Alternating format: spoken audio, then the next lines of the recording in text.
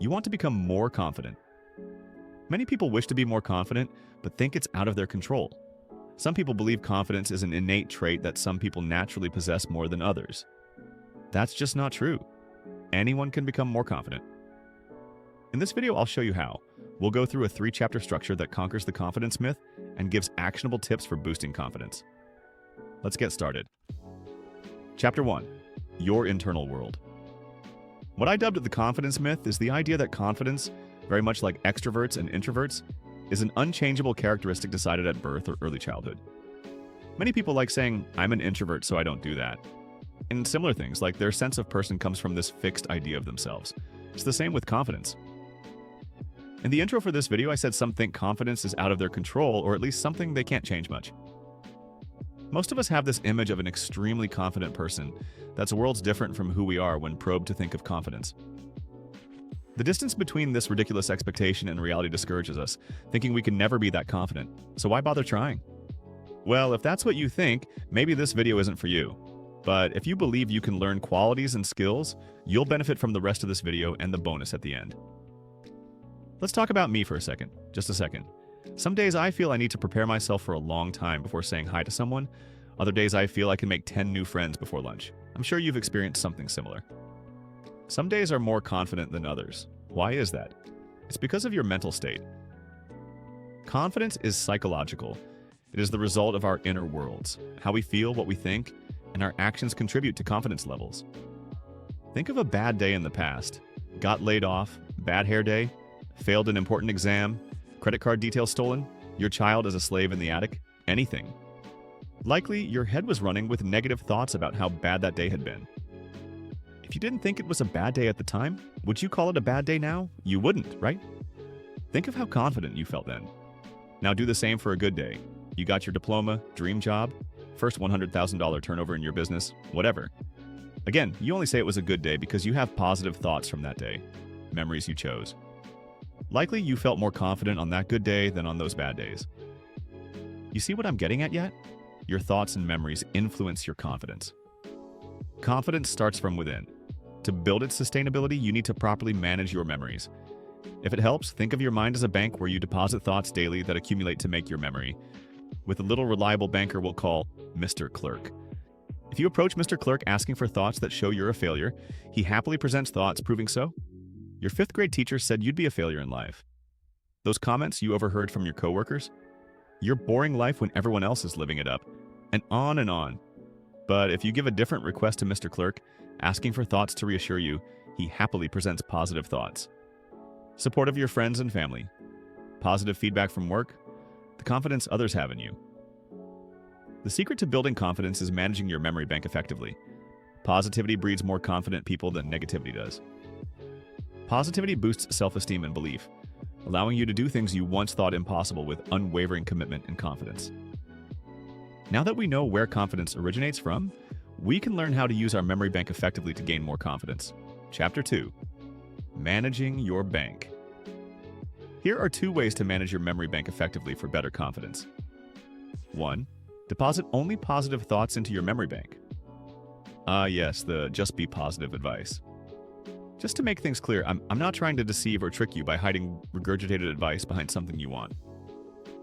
Maybe the repetition suggests a powerful practice, or a mindless herd mentality, but give me a few minutes to make it worthwhile. Embarrassing, unpleasant, or discouraging situations happen, of course, but our reaction is the thing making you successful or unsuccessful in building confidence. Unsuccessful people dwell on negative events and pollute their minds with negative thoughts, making them feel inferior and act unconfidently. Successful and confident people, on the other hand, simply let these past experiences go without a second thought about them. They specialize in creating positive mental images. Will you attract good friends if you're sulking all the time? Will you get promoted for subpar contributions? Will you command respect if people feel you need constant coddling? Will your employees get to the standards you want when their boss is a grump? Will you gain prestige and a fine reputation when people are constantly warning newbies about your pessimistic attitude? Will you invest in stocks if all you think of at the mere mention of them is the economy exploding with a recession? Will your business succeed if you only see failure? Will your landlord reduce the $2,000 rent if they think you're an annoyance who doesn't deserve fixed cabinets and toilets? I think you get the point. So how does this affect confidence? Imagine that every morning you scooped a big handful of dirt and dumped it in your car engine. How will your car perform? It'll be a mess, unable to do what you want it to do. The same goes for your mind and putting negative and unpleasant thoughts into it. They create needless wear and tear on your mind, producing feelings of inferiority and keeping you on the sidelines while others speed ahead confidently. In today's world, the winners are those who are brave enough to move forward with change, while the losers are too afraid to act. They are too busy twiddling their thumbs, overthinking others' opinions, and indecisive about whether they should jump onto the accelerating train of success that's about to leave the station. In moments where you're alone with just your thoughts, think of positive experiences. Driving your hopefully fully functioning car? Be grateful. Eating alone? Think of pleasant meals you've had. Even better, just before you go to sleep, deposit good thoughts into your memory bank. Don't worry, Mr. Clerk, unlike me, is always full of energy and ready to accept tons of deposits. Count your blessings. Think about what you're grateful for. Recall positive actions you saw your fellow men doing. Celebrate your own accomplishments, big and small. Remember why life is worth cherishing. 2. Withdraw only positive thoughts from your memory bank. There was a firm of psychological consultants who handled psychological adjustments for seriously struggling people. The head of the firm remarked, there would be no need for my services if people just did one thing. Destroy their negative thoughts before those thoughts become mental monsters. A lot of people unconsciously operate their own private museums of mental horror, with past difficulties, disappointing events, and unsatisfactory experiences having their polished display cases. Failure at work, marriage difficulties, bad investments, disappointment of others, and self-imposed shortcomings are a few examples of mental monsters that eat away at your confidence. Negative thoughts dwelled upon become roadblocks that chip away at your confidence. When you quit drawing negatives, you're on the path to building more confidence. Confidence is all about how you see yourself and hold your worth. See yourself in your life highly, and you'll act like someone highly confident and at ease with themselves, and others will soon do the same towards you. Don't build mental monsters. Consciously choose to refuse withdrawal of unpleasant thoughts from your memory bank. Huge mess up at work? Think of solutions, not layoffs and salary reduction. Argument with your partner? Think of how best to communicate and resolve the issue, not divorce agreements or past arguments. Did you miss a personal goal? Appreciate the progress you made by acting on that goal, not recall all your shortcomings or lose trust in yourself. Ditch the negative. Bury it. Concentrate on the good. Learn and let go of the bad.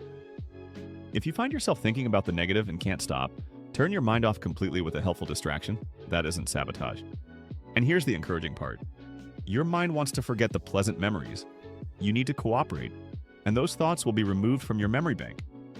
Your confidence, that feeling of being on top of the world, will accelerate upward. In short, deposit and withdraw positive thoughts to boost confidence levels. These 2 steps are the fundamentals of confidence. No matter how many tips you implement, if your memory bank is working against you with your negative agendas, those tips won't be effective for long. But come on, everyone loves a few actionable and easy tips to improve themselves. That's the next chapter. Chapter 3. Tips for boosting confidence. Confident action produces confident thinking, so here are 5 tips to choose. 1. Be a front seater. Have you ever noticed how people rush to fill up the back seats in meetings and classrooms? At the back, you're not made very noticeable, so you don't need to be confident. But that's no fun and is unhelpful when we're doing the exact opposite. Sitting up front builds confidence. Make it a rule to sit as close to the front as possible from now on. There's nothing inconspicuous about success. 2. Make eye contact. When someone doesn't look you in the eye while talking to you, what comes to mind? Failure to make contact communicates you're either guilty or feel inferior. Neither is a good look when you intend to be confident. Conquer your fear and look the other person in the eye. Not for too long. Don't look weird or scare them away. Just make your eyes work for you. 3. Walk faster. Psychologists say you can change your attitudes by changing your posture and how you walk. Body action reflects in the mind's action. Sluggish walkers have zero confidence. Average walkers are average. They have this kind of look, I don't really have much confidence in myself. Those with a lot of confidence walk about 25% faster than they normally would. They tell the world, I'm important. I have important things to do that I'll succeed within 15 minutes. Pull your shoulders back, lift your head high, and walk a little faster. Feel your confidence grow. 4. Speak up. People who lack confidence often avoid participation in groups by not speaking up. Each time you fail to speak, you become less confident and feel more inferior, hindering the likelihood of you speaking up next time. The more you speak up, the more your confidence grows, and the easier it is to speak up again. Speaking up is like a confidence-boosting vitamin. Make sure you speak up at every meeting or conference you attend. And if you worry about what others will think, act regardless. For every person who thinks your idea or question is stupid, there's another who will agree with you. 5. Smile big. Here is a challenge for you. Try feeling defeated while smiling. Better not lie in the comments saying you could. That'll chip away at your confidence, remember? A big smile gives you confidence. Make it real, show some teeth. Even when you don't feel like smiling. Where would we be if we only did what we felt like doing at a time? And that concludes this story of building confidence. Like, share, and subscribe for more helpful videos like this one. For watching this story of confidence to its end, you earned an exclusive bonus chapter. Several years ago, a university professor called a failed student to his office, Paul. This student was expected to be at the top of his class, but his examination put him at the bottom. Paul stared at his feet and quickly confessed to cheating on the exam and requesting potential dismissal. The professor didn't even know Paul cheated.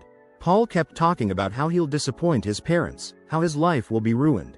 Paul, tell me, just what do you want to gain from your university experience? I think my overall aim is to learn how to live. Look, I'm not here to lecture you about morality. I'm here to help you build confidence, and here's how this story does so. When you do something that goes against your conscience, you can't think straight. Your mind is constantly asking, will I get caught? Have they found out? There's a huge desire to be right and act right, and when we go against that desire, we put a cancer of guilt that eats away at our confidence. Don't try to get an A by violating your conscience. Paul got the idea and got a chance to retake the examination. Do what's right and keep our confidence. To think confidently, act confidently. I hope this was a useful video for you. The lessons in this video were gotten from The Magic of Thinking Big by David Schwartz. Thanks for watching, and have a great day.